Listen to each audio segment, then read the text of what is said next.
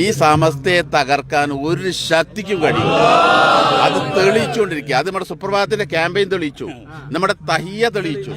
തഹിയ 46 something കോടി രൂപയായി. അപ്പോൾ ഇതിൽ പങ്കാളികളായ ആളുകൾ ഏകദേശം 1000 ഉറുപ്പിക ആവറേജ് വെച്ചാൽ, 1000 ഉറുപ്പിക ആവറേജ് വെച്ച് നിങ്ങൾ കൂട്ടിക്കോടൂ, 4,60,000 ആളുകൾ ഇതിൽ പങ്കാളികളായിട്ടുണ്ട്. ആവറേജ് നമ്മൾ നോക്കും. അപ്പം എന്താ പറയുക, ആ ദിവസം ഒരു വലിയ സംഭവമായിരുന്നു അല്ലേ? തഹിയയുടെ ആ അവസാനത്തെ അത് മാറി മറിഞ്ഞുകൊണ്ടേയിരിക്കുക, ഹൈ സ്പീഡിൽ, ഹൈവേ സ്പീഡിലായിരുന്നു. പിന്നെ കാശിങ്ങനെ വന്നുകൊണ്ടേയിരിക്കുക. കൃത്യമാണ്. അതായത് നമ്മുടെ സമസ്തയുടെ എല്ലാ പ്രവർത്തനങ്ങളും നെഞ്ചേറ്റെടുക്കാൻ കേരളത്തിൽ മുസ്ലിം ഉമ്മത്ത് തയ്യാറാണ് എന്ന് ബോധ്യപ്പെടുത്തി നമുക്ക് സുപ്രഭാതം വിജയിച്ചു, തഹിയ വിജയിച്ചു. ഇനി ഷെയ്ഖു നമ്മുടെ സയ്യിദുൽ ഉലമയുടെ ജാഥ, അത് കേരളം കണ്ടൊരു ചരിത്ര സംഭവമായിരിക്കും. അതിന്റെ സമാപ്തി ഇൻഷാ അല്ലാഹ് മംഗലാപുരത്താണ്. കന്യാകുമാരിയിൽ നിന്ന് തുടങ്ങിയിട്ട് അതിന്റെ ലാസ്റ്റ് ഇൻഷാ അല്ലാഹ് സമാപനം നടക്കുന്നത് മംഗലാപുരത്താണ്.